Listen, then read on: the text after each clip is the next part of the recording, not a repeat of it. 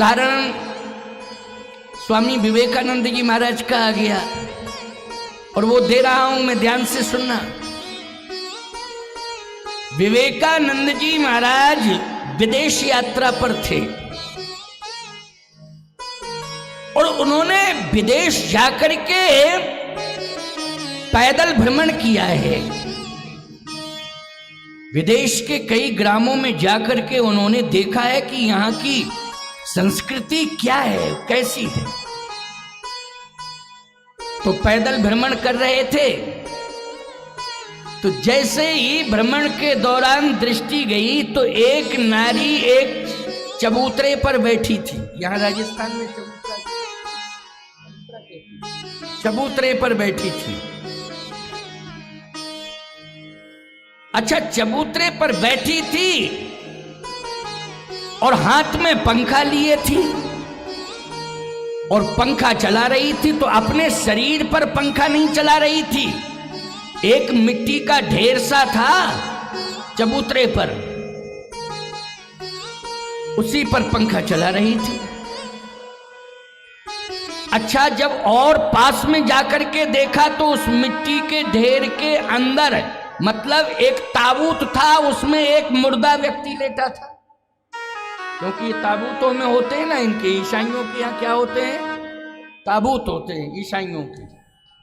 और पास में गए तो देखा, अरे हम समझ रहे थे ये मिट्टी रखी है, लेकिन वास्तव में इस मिट्टी डबल मिट्टी मिट्टी। शरीर अगर प्राण निकल जाए तो शरीर क्या है, मिट्टी। तो मिट्टी, लेकिन एक मुर्दा व्यक्ति लेटा। अब वो पंखा चला रही मुर्दे के ऊपर। अब मुर्दे के ऊपर पंखा चला रही है तो आश्चर्य हुआ कि ये हो क्या रहा है तमाशा। विवेकानंद जी महाराज ने कहा, ये कौन है जिसके ऊपर तुम पंखा चला रही हो? उसने कहा, ये मेरा हस्बैंड है। हस्बैंड? अच्छा, तुम जानती हो, कहती जरूर हो, परिचय देती हो पति का, कौन? हस्बैंड। लेकिन ये बताओ, हस्बैंड वानी होता क्या है, जल्दी बोलो। परिचय दिया करो, सनातनी शब्दों में परिचय दिया करो। हमारी जो मूलभूत परंपरा है परिचय देने की, उन्हीं शब्दों में संबोधित करके परिचय दिया करो। क्या दिक्कत है तुमको ये परिचय देने में, ये मेरे पति देव हैं, पति देव कहो। हर भाषा का ज्ञान हो, हम भाषा विरोधी नहीं हैं, लेकिन हमारी जो मातृभाषा है और राष्ट्रभाषा है, उस भाषा पर हमें ध्यान देना होगा। याद रखना, मैं एक बात कहना चाहता हूं, अंग्रेज देश से चले गए, लेकिन अंग्रेजी छोड़ गए।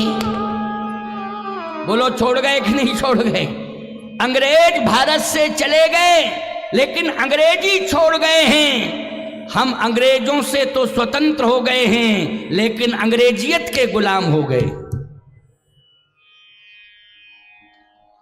अंग्रेजियत के हम गुलाम हो गए हैं। लेकिन पढ़े लिखे लोग कह रहे होंगे, महाराज जी आप भाषा विरोधी हैं। यदि अंग्रेजी हमारे जीवन में है तो हम ऊर्जावान हैं, इसमें तर्क देने की क्या जरूरत है?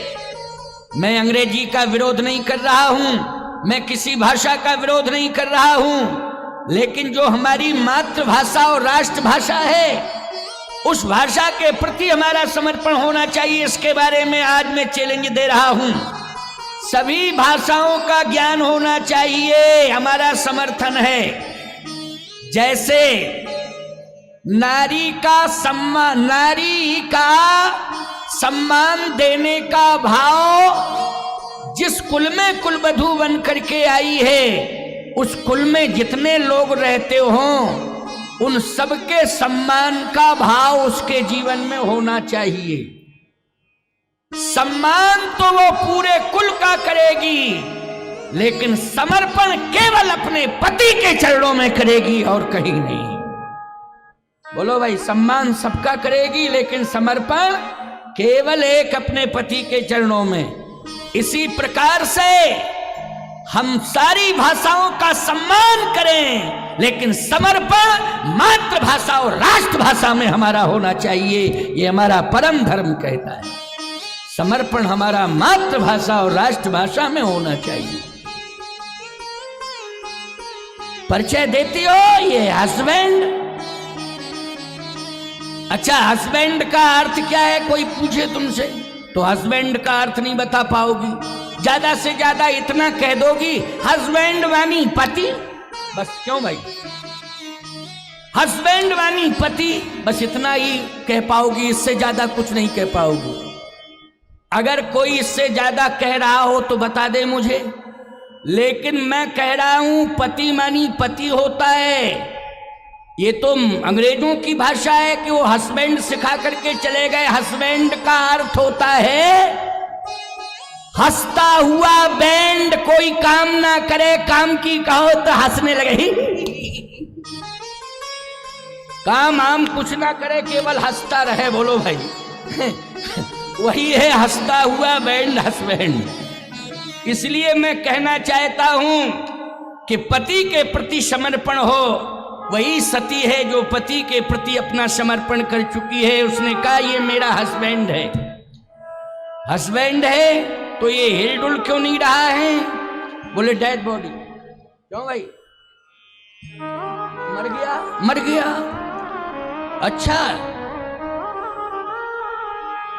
विवेकानंद जी ने कहा हो बड़ी पतिव्रता मिली है हमको विदेश में, मरने के बाद भी पति की सेवा कर रही है। बोलो, कर रही है कि नहीं? पंखा चला रही है, सेवा कर रही है। धन्य है। मैं भ्रम में था, भ्रमित था कि शायद हिंदुस्तान में ही, भारत में ही सतियां देखने को मिलती हैं, लेकिन आज मुझे विदेशों में भी सतियां देखने को मिली हैं कि मरने के बाद भी पंखा चला रही है। उस महिला ने कहा ना समझ सन्यासी ऐसा नहीं है। जब मेरा हस्बैंड मरने लगा तो ये कह रहा था कि समझौता हमारा तुम्हारा हुआ था, लेकिन बस इतना ध्यान रखना कि जब तक मेरी लाश सूख ना जाए तब तक दूसरी शादी मत करना। इसलिए मैं जल्दी जल्दी लाश को सुखा रही।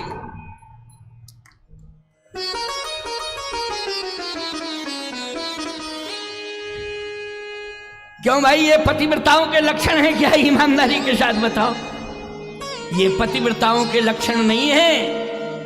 याद रखना, ये तो पातिव्रत धर्म का प्रदर्शन है। क्या है ये? प्रदर्शन है। और कभी भी पातिव्रत धर्म का प्रदर्शन नहीं करना चाहिए। दर्शन दर्शन होता है, प्रदर्शन प्रदर्शन होता है। माताओं, कान खोल करके सुन लो, ये पातिव्रत धर्म एक दर्शन है, प्रदर्शन नहीं है। हमारे यहां चर्चा है मानस में, वृद्ध रोग बस जड़ धनहीना, अंध बधिर लोभी दीना, ऐसे पति कर किए अपमाना, नारी पाओ जमपुर दुख नाना। कैसा भी पति हो, बूढ़ा हो, रोगी हो, क्रोधी हो, बीमार हो, पति है वो। एक बार एक पतिव्रता का पति बीमार हो गया। घर में केवल मात्र पति पत्नी, मात्र पति पत्नी, लेकिन पति बीमार हो गया। भाई एक बात बताएं आपको, अगर संतान हो तो सहयोग करने लगती है ना। माँ बाप बीमार हो तो संतान सहयोग करने लगती है, लेकिन मात्र दो ही हो पति पत्नी और उनमें एक बीमार हो जाए तो एक ही तो सेवा करेगा। लेकिन संयोग की बात क्या थी कि उस पतिव्रता का पति बीमार हो गया।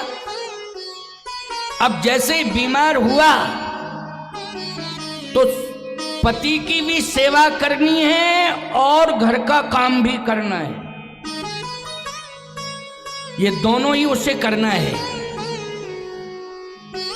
तो उस पतिव्रता ने सोचा, क्योंकि हमारे यहाँ आदि अन्न है धान, ये गेहूं तो बाद का है, क्यों भाई, अनाज गेहूं ये बाद में इसका प्रोडक्शन हुआ है, लेकिन आदि अन्न कौन है, धान है, ये आदि अन्न है।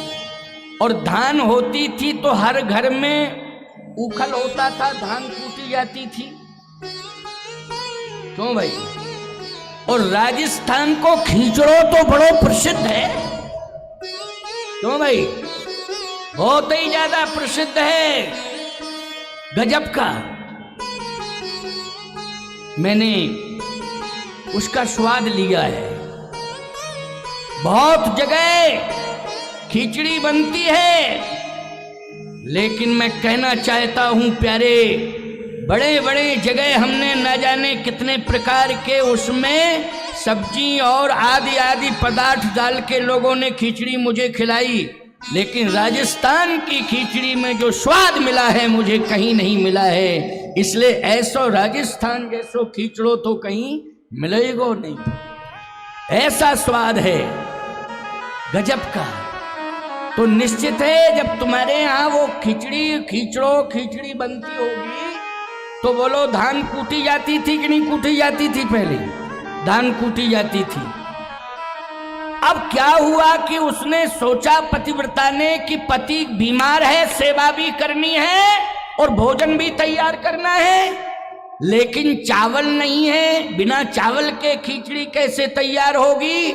तो उसने उखल को रखा पति के पास और मूसल लिया हाथ में, तो एक हाथ से पति को संभाल रही है और दूसरे हाथ से जो है धान कूट रही है। ध्यान से सुनना, पति का सिर गोद में रखे हुए है, सिर दर्द कर रहा था, सिर फटा जा रहा था, पति का बार बार यही कह रहा था कि लगता है आज प्राण निकल जाएंगे।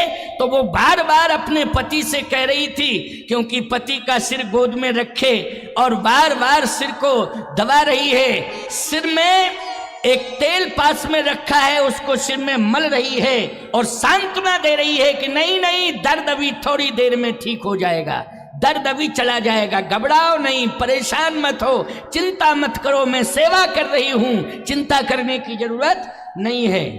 और दूसरे हाथ में वो उखल रखा हुआ था, मूसल हाथ में लेकर के धान को कूट रही थी। अब विचारवान श्रोताओं विचार करना, इतने में प्यास लगी उसे पति को। अब देखो भाई, प्यास लगी, उसने शब्द निकाला अपनी वाणी से, पानी। अब जो है मूसल ऊपर आ गया हाथ में, अब मांगा पानी। तो इसका मतलब ये नहीं कि वो मूसल रखे फिर पानी लेने जाए, पतिव्रता का मतलब आज्ञा जब मिले तब पालन करे। अब उस समय उसने कहा पानी, कब, जब मूसल ऊपर हुआ और पति ने कहा पानी, तो उसने मूसल वहीं छोड़ दिया और पति को पानी पिलाने लगी। मूसल टंग गया, टंग गया मूसल, पातिव्रत धर्म के बल पर टंग गया मूसल, और अपने पति को पानी पिला रही है। ऐसे पातिव्रत धर्म कहते हैं। देखो, मूसल टंग गया। अच्छा, ईमानदारी के साथ बताओ, जिसमें शक्ति होगी वही ये सामर्थ्य दे सकता है कि नहीं, वही ये दिखा सकता है कर्तव्य और कर्तृत्व, सामान्य के वश की बात नहीं है। मूसल टंग गया, इतने में पड़ोसिन आ गई। पड़ोसिन ने देखा, ओ गजब की बात, मूसल ऊपर टंगा हुआ है, कोई पकड़े नहीं है, रस्सी से बंधा नहीं है, खाली मूसल ऊपर टंगा है और मूसल नीचे गिर नहीं रहा है, और ये पति को पानी पिला रही है। तो उसने कहा सही बताओ, कोई जादू मंत्र सीख लिया तूने क्या? ये किस जादू मंत्र के प्रभाव से टंगा है मूसल? रस्सी से बंधा नहीं है, कोई पकड़े नहीं है, कोई आधार नहीं है, टंगा है तो कोई जादू मंत्र सीख करके आई है कहीं से? उसने कहा नहीं नहीं, जादू मंत्र कुछ नहीं है, ये पति की सेवा करने का प्रभाव है, ये पति की सेवा करने का परिणाम है कि आज बहन तुम्हें ये दिखाई दे रहा है। पति की सेवा सुन रही थी कि पानी मांगा, उसी समय टंगा। अब इसने कहा कि यही काम मैं भी करूंगी अपने घर में। सुन लो जरा, समझ लो, ये वो तो दर्शन है लेकिन ये प्रदर्शन करने जा रही है। ये पतिव्रता नहीं है, ये प्रदर्शन करने जा रही है। याद रखना, इसने कहा जैसे तूने किया है वैसे ही मैं भी अपने घर में करूंगी। अब इसका पति तो बीमार था, वो जाके अपने पति से बोली लेटो लेटो लेटो। अरे पति बोला दिमाग खराब है, क्या बात है? बात क्या है? बात जो मैं कह रही हूं वही करो। और तुरंत ऊखल ले आई, मूसल ले आई, धान डाल आई और पति से कहा आंगन में लेटो। कटोरी में तेल ले आई क्योंकि जैसा उसने किया है वैसा ही वो करेगी। लेकिन सही बताओ विचारवान श्रोताओं, मैं तुमसे पूछ रहा हूं, जिसके पातिव्रत धर्म के बल पर मूसल टंग गया था वो दर्शन है कि प्रदर्शन? वो दर्शन है, दर्शन है। लेकिन ये जो पड़ोसिन कर रही है, ये दर्शन कर रही कि प्रदर्शन? ये प्रदर्शन कर रही है। अरे भाई, पति बीमार हो तब तो आप जबरदस्ती कहती लेट लेट लेट। तेल लेकर के आ गई, ऊखल मूसल सब धान वान डाल के सब तैयारी कर ली उसने। अब पति नहीं समझ पाया, लेट गया बेचारा। अब तेल लगाने लगी और कहती क्या है, जब मूसल ऊपर हो तब कहना पानी।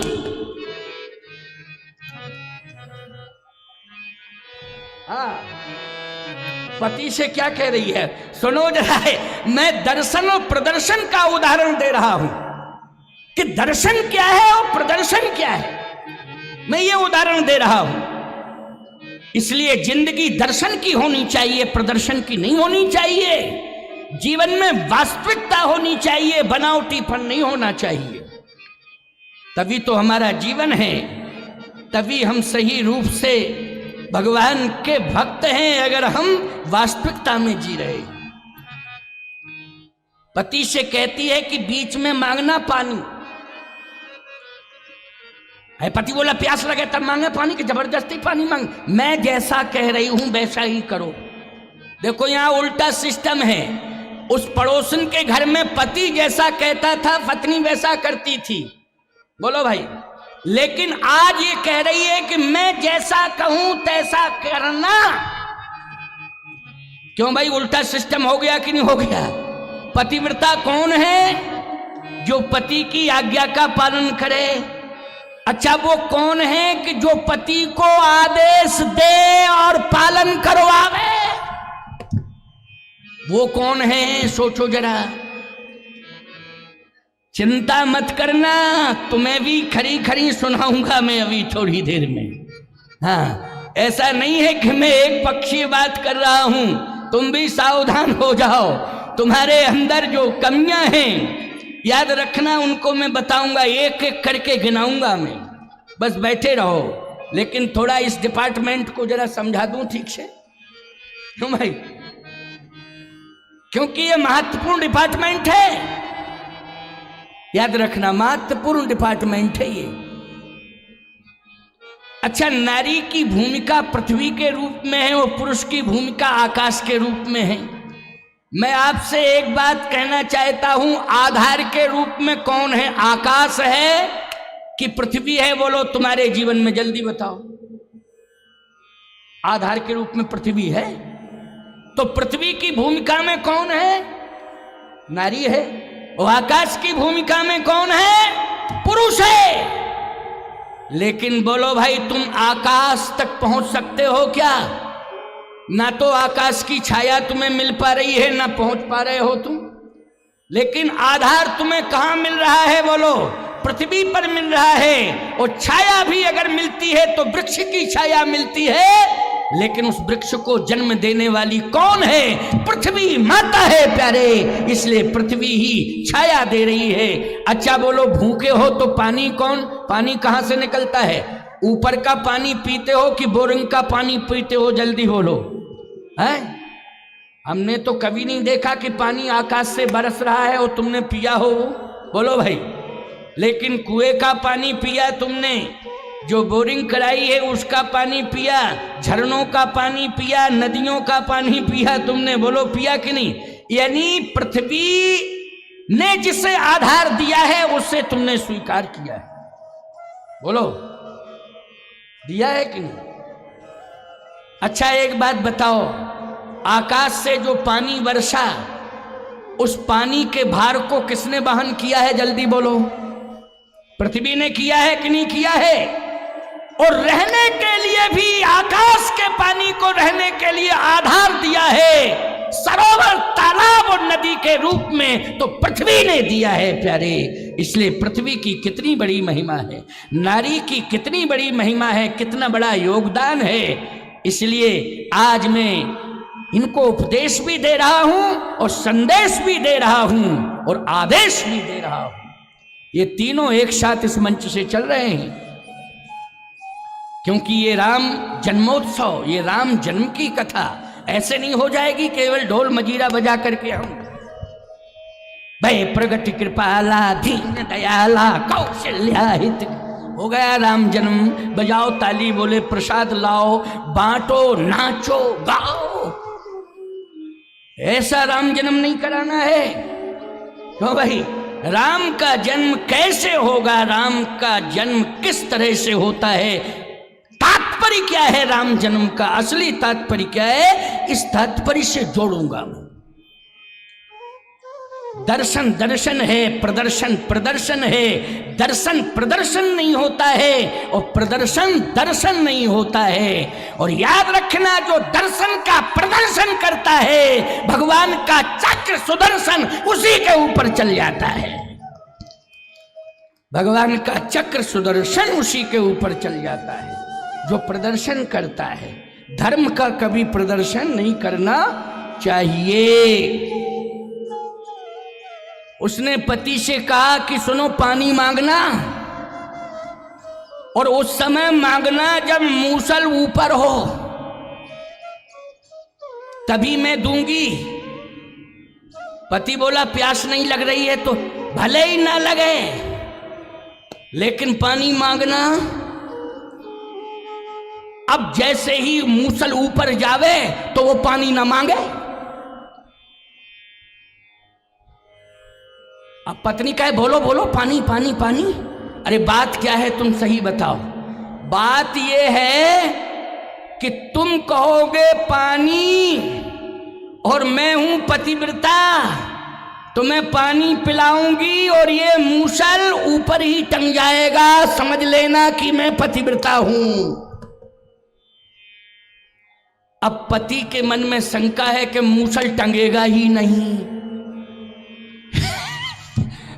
क्यों भाई, समझ गए कि नहीं समझ गए? क्योंकि पति जानता है कि ये कितनी बड़ी पतिव्रता है। पति जानता है ये कितनी बड़ी पतिव्रता है, मूसल टंगेगा ही नहीं, मर और जाएंगे हम। क्यों भाई? तो वो ना कहे पानी, कहे तुम कह के नहीं रहे हो, हम पड़ोसन से कम नहीं है, चमत्कार देख के आई हूं। मैं पड़ोसन से कम नहीं हूं, चमत्कार देख करके आई हूं। पति ने पानी मांगा, मूसल ऊपर टंग गया। मैं क्या कम हूं? मांगो पानी। और जब जबरदस्ती पीछे पड़ गई तो पति ने कहा परमात्मा अब मैं आ रहा हूं, अब आपके पास आ रहा हूं, आपको अंतिम प्रणाम कर रहा हूं। और पृथ्वी को, घर की धरती को प्रणाम करने लगा, रज उठा के माथे से लगाने लगा और कहता है इस घर को भी अब अंतिम प्रणाम। क्योंकि आज हम बचने वाले नहीं हैं। और पत्नी आंखें निकाल के कहती है, मैं जो नाटक मत करो, मैं जो कह रही हूं उसको करो। कहो पानी। अब जैसे ही मूसल ऊपर गया, 2-3 बार कहा कहो पानी, कहो पानी, तो कहता है पानी, और मूसल छोड़ा, मूसल गिरा पति की खोपड़ी पर, मर गया। पानी वानी सब चला गया। पति और चला गया। बोलो भाई चला गया कि नहीं? अरे पानी पानी कह के मत मारो पति को, राम राम कह करके प्राण निकले तो कम से कम उद्धार तो हो जाएगा। बोलो भाई, ये पानी पानी पानी पानी कह करके क्यों प्राण त्यागो, राम राम कह करके प्राण त्यागो। अरे यही कह देती कहो राम राम, बोलो भाई कहो राम राम, तो ईमानदारी के साथ बताओ उद्धार हो जाता कि नहीं हो जाता? कहने का तात्पर्य मेरा ये है, पातिव्रत धर्म एक दर्शन है, वो प्रदर्शन नहीं है। और प्रदर्शन प्रदर्शन है, वो दर्शन नहीं है। इसलिए आज अयोध्या की महारानी, महान पतिव्रता कौन? कौशल्या अम्बा।